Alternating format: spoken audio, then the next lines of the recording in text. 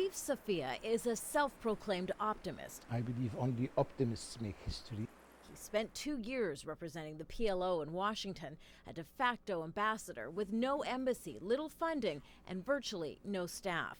But with the promise of Palestinian statehood on the table, Safia is feeling hopeful. A change, of course, is in the making. I believe that Washington, mainly in Congress, they are still unaware of the changing mood of American public opinion, and very soon they will need to recalibrate their message to remain in synchronization with American public opinion. So far, the Bush administration has been tight-lipped about the meeting, saying its position is clear. This is going to be a serious and substantive conference that will advance the cause of the establishment of a Palestinian state.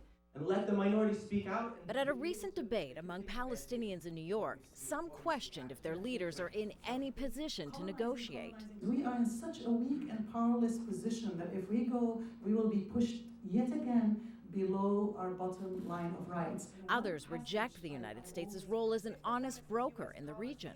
They cannot tolerate a functioning Palestinian state in the region because of all of it represents for Zionism, for colonialism, for U.S. domination in the region. And a growing number of Palestinians say the U.S. roadmap won't cut it. They say Washington is not to be trusted and that Palestinians deserve more. I personally do not see a separate state, a separate Palestinian state in the West Bank and Gaza, which is 22% of all of Palestine. You're declaring your walk-away price. Still, some Palestinian advocates bring a much more sobering view. Unfortunate enough that we are the weaker side, and that is true. But for the weaker side to have many different messages further weakens the side. In this country, coming off as being anti-Israel is a death sentence. It's as simple as that. Many warn this might be the last chance for a two-state solution. If Annapolis fails, the advocates of a one-state solution, a single united democratic state shared by both Palestinians and Israelis, will be strengthened.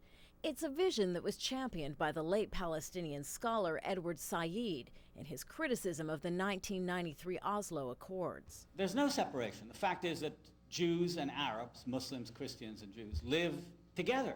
They're intertwined. And so any idea that tries clinically to separate them, particularly when one group has much more power than the other, results in the kind of crazy patchwork that you get out of Oslo, where there are two different polities, that one group has more privileges than the other. It's an uneasy argument for the ambassador to swallow. Any political movement that does not distinguish between the three levels of expectation, the desirable, the possible, and the acceptable, is liable to lose the potential of the possible, dilapidate it. And in history, opportunities missed do not happen again. History happens only once. This is my exact point. In spite of their differences, Palestinians in America are talking. The question remains, is anyone in Washington listening? Kimberly Halkett, Al Jazeera, Washington.